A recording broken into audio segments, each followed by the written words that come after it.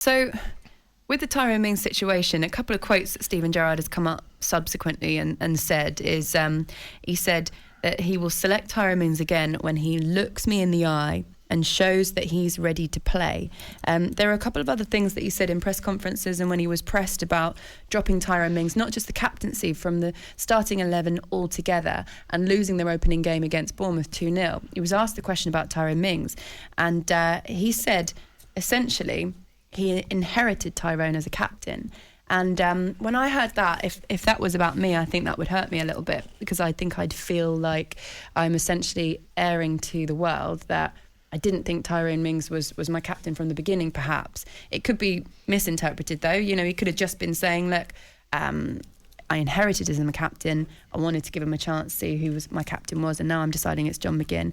And there's nothing really against choosing your different captains because, of course, that's your job as a manager. You choose who you think the best man for the job is. I just wondered, Ben, whether or not it could have been done with more respect. Yeah, I think Graham Souness has hit the nail on the head, to be perfectly honest. Yeah, it just screams of a personal conflict. That does. Without doubt, they've had some sort of disagreement somewhere along the line, or whatever it could be. But that sounds to me. I've seen it myself in changing rooms where I remember a few years back actually at West Brom, Chris Brunt was the captain, and then Darren Fletcher signed for the club, and everybody kind of knew that Darren Fletcher was going to be taken over as captain, but it was handled in-house very quickly. Tony Pulis put an arm around Chris Brunt and said, mate, listen, going to put it's Darren Fletcher, I'm going to make him as captain. And it was cool, and everybody kind of knew what it was. I think the way this one's been handled, it sounds like there's a bit of emotion in it, to be perfectly honest with you. And it's not the done thing. Just changing a captain isn't the done thing, you know. It's not like it happens willy-nilly or it's done sort of in a split-second decision. Something like this is a deep thinking kind of thing, you know what I mean? They don't do it very flippantly. So yeah, it screams of a personal problem between the two. I wondered as well, Ali, because Tyrone Mings put out a brilliant statement. I know that you've seen it, Ali. And he did. And for people that haven't, he said, this is on Twitter, on social media, for me this isn't about John or I, it's about what's right for Aston Villa. I have no issues with the manager's decision. I've loved leading this team. Anyone who knows John McGinn knows how infectious he is, and it will be an honour to play underneath his captaincy. So really classy way of managing it. 100%. And then I just felt like the next things that were released that Steven said almost undermines the statement a little bit. Well, you're probably right and you're potentially right, but from Tyrone Mings' point of view, he has handled it so far absolutely superbly. Because that's and he will. I don't care what anybody says. He'll be hurting. Of course, he'll be hurting. He's gone from Aston Villa captain to not playing.